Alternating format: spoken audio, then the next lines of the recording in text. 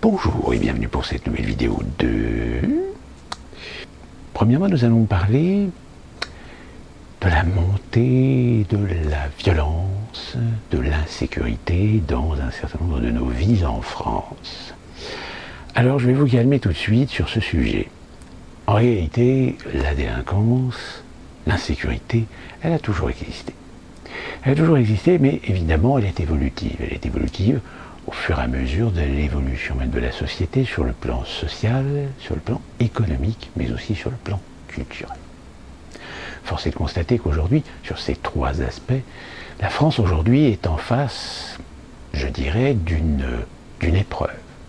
D'une épreuve d'identité, d'une épreuve de crédibilité, voire même, je dirais, de remettre les pendules à l'heure sur ce que doit être aujourd'hui la société française.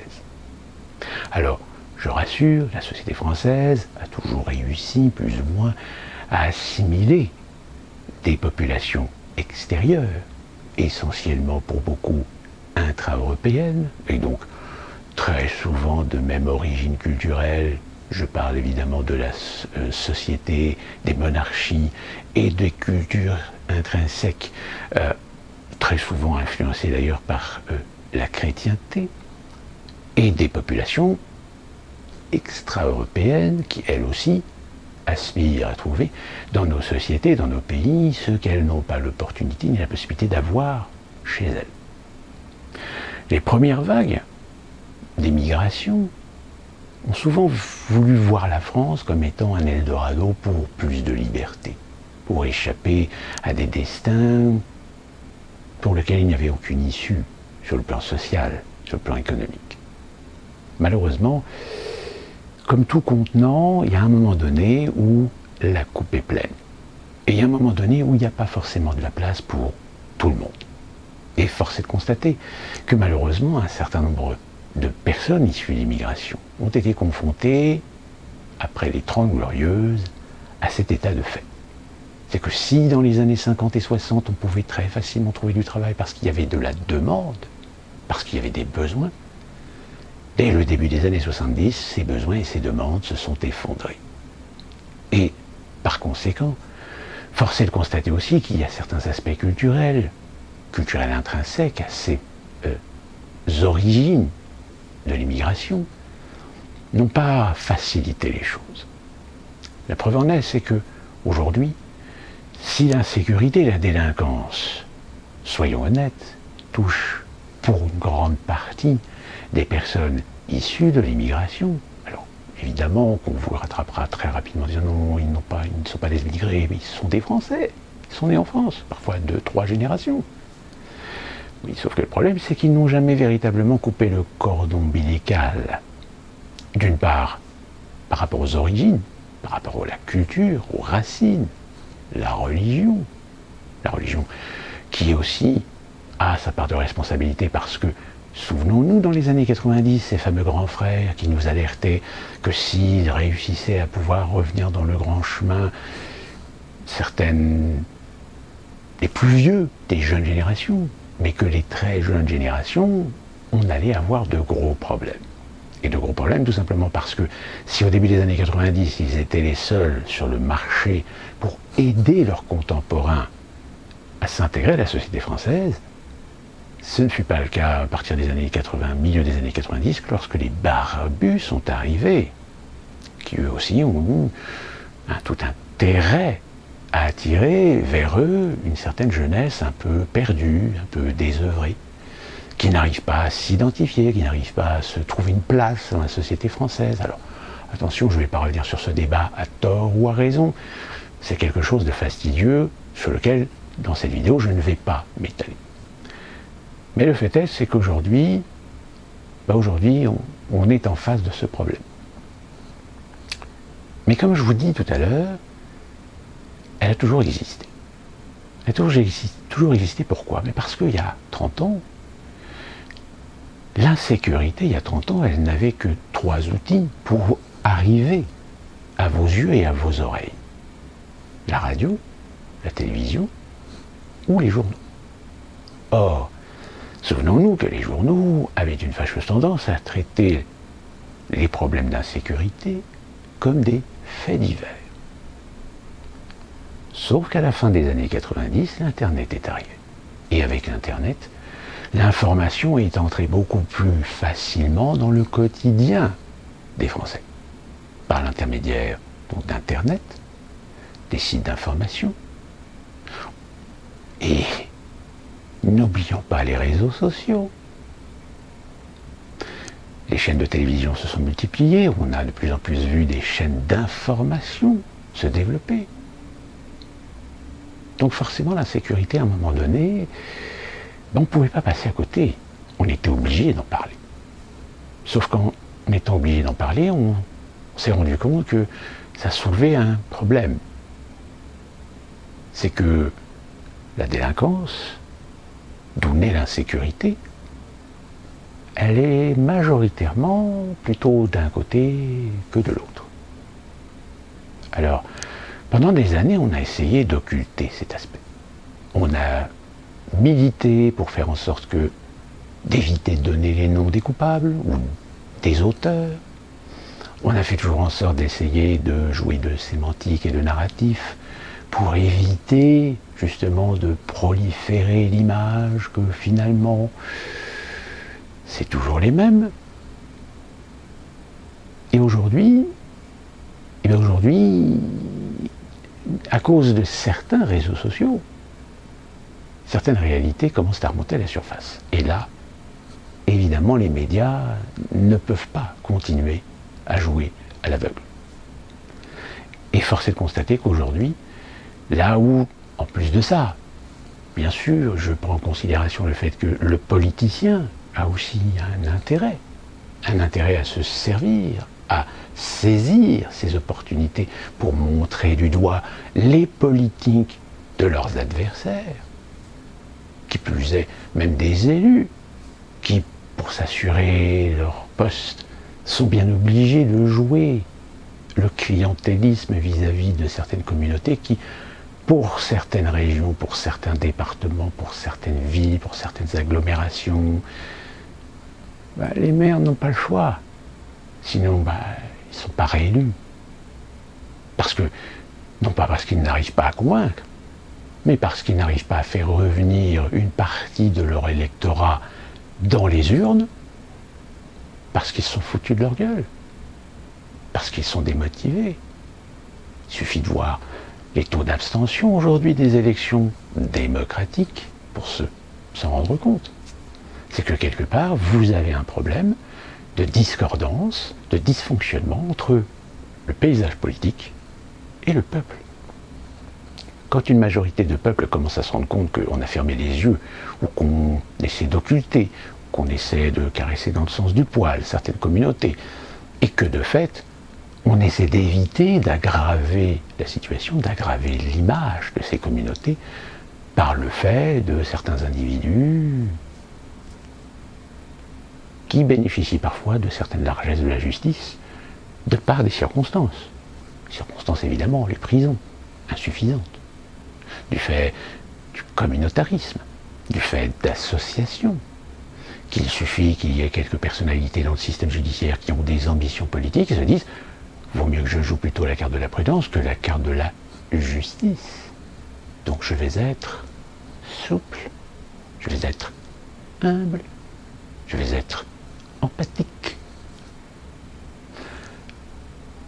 Sauf qu'aujourd'hui, l'insécurité, elle devient un problème parce que de plus en plus, elle émerge dans les médias, de plus en plus, elle émerge de par sa sauvagerie. Car là, en effet, en revanche, si les faits de délinquance ou les faits d'insécurité ont toujours existé, aujourd'hui, ils ont des facteurs aggravants de par les actes mêmes. Des actes d'incivilité, de plus en plus récurrents.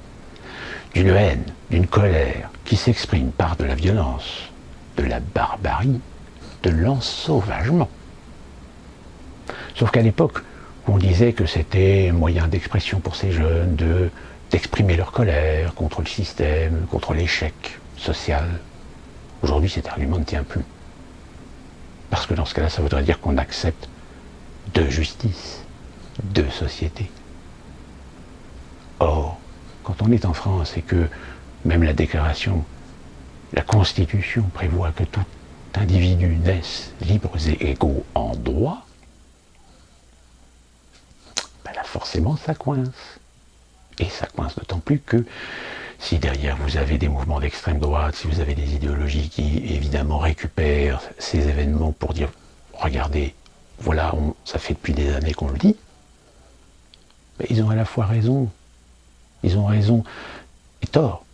Ils ont tort parce qu'ils instrumentalisent en effet des phénomènes, mais des phénomènes sur lesquels nous avons été, ou tout du moins le système, le gouvernement, le pouvoir législatif, les élus locaux ont été émasculés, impuissants.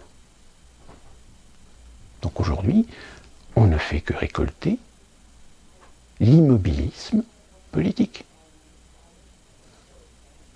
Donc à partir de là, vous payez les pots cassés. Et vous payez d'autant plus les pots cassés que sur cette insécurité vient s'incrémenter des tas d'éléments. Des éléments sociaux, culturels, traditionnels, religieux, civilisationnels.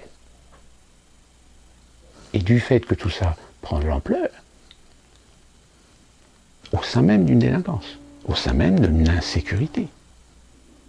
Alors oui, il y a toujours des gens qui vont vous dire, moi ça fait depuis 20 ans, 15 ans que j'habite dans ce centre-ville, j'ai pu constater en effet une déliquescence de la sécurité. En règle générale, c'est des gens parce que tout d'un coup, soit ils y ont été confrontés, mais ils n'y avaient pas été confrontés avant, alors que ça existait toujours, ça avait toujours existé.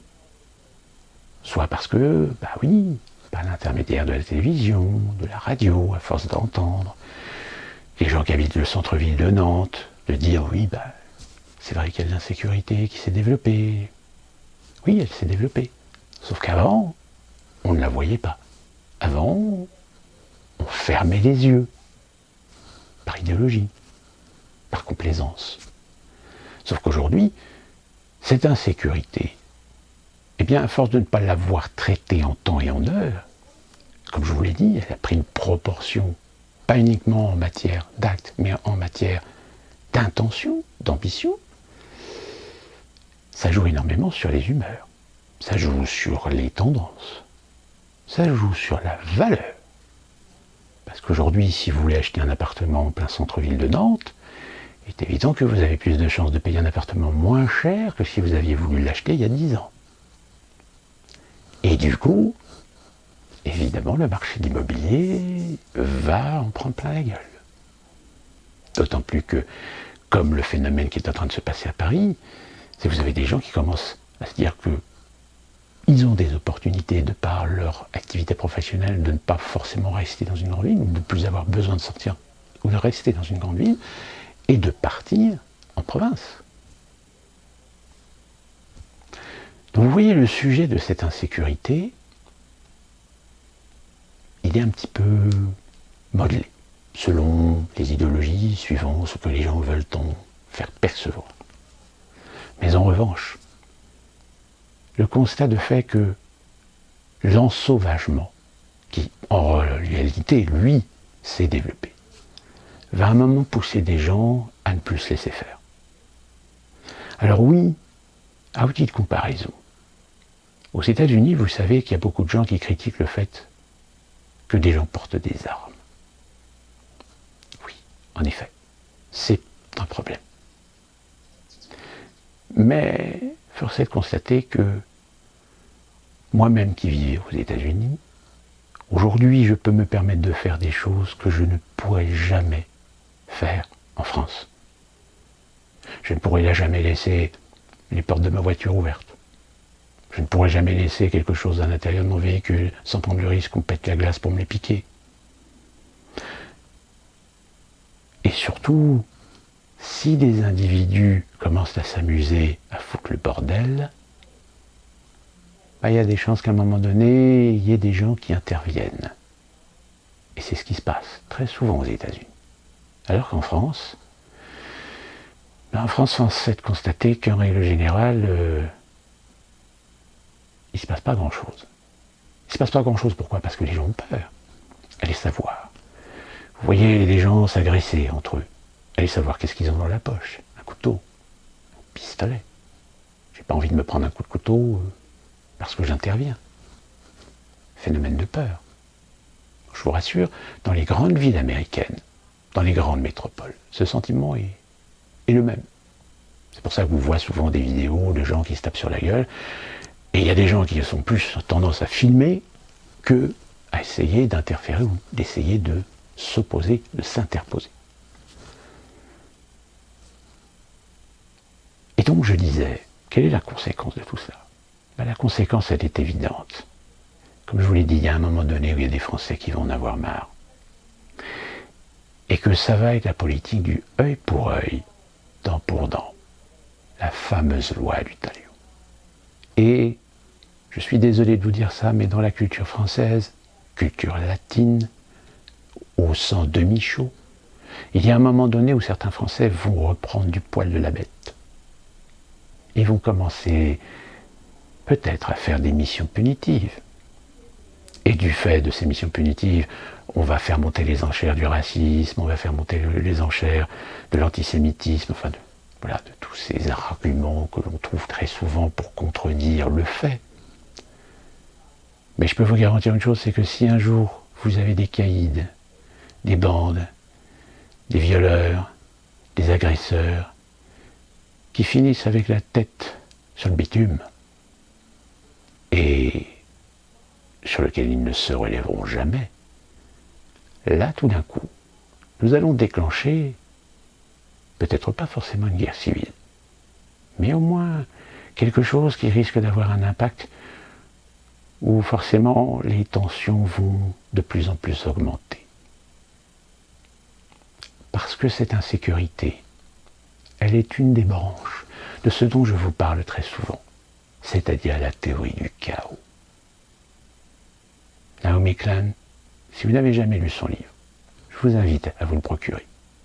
Parce qu'à l'époque, quand il est sorti, je crois, en 2007, il y a une réédition en 2010, à l'époque, quand on lisait son livre, il y a beaucoup de gens qui disaient oui, c'est un livre complotiste. Et d'ailleurs, même encore aujourd'hui, il y a des gens qui rangent son livre comme étant une des sources des complotistes. Sauf que quand vous lisez son livre aujourd'hui, vous dites waouh, mais c'est exactement ce que l'on est en train de voir. À méditer. Sur ce, rendez-vous pour une prochaine vidéo où nous reviendrons sur l'actualité extrêmement riche. Et pour la petite anecdote, nous avons le secrétaire d'État américain qui vient de nous dire que finalement le Nord Stream, c'est une aubaine, car ça va donner du bénéfice aux petites affaires américaines. À méditer aussi. Sur ce, à très bientôt et portez-vous bien.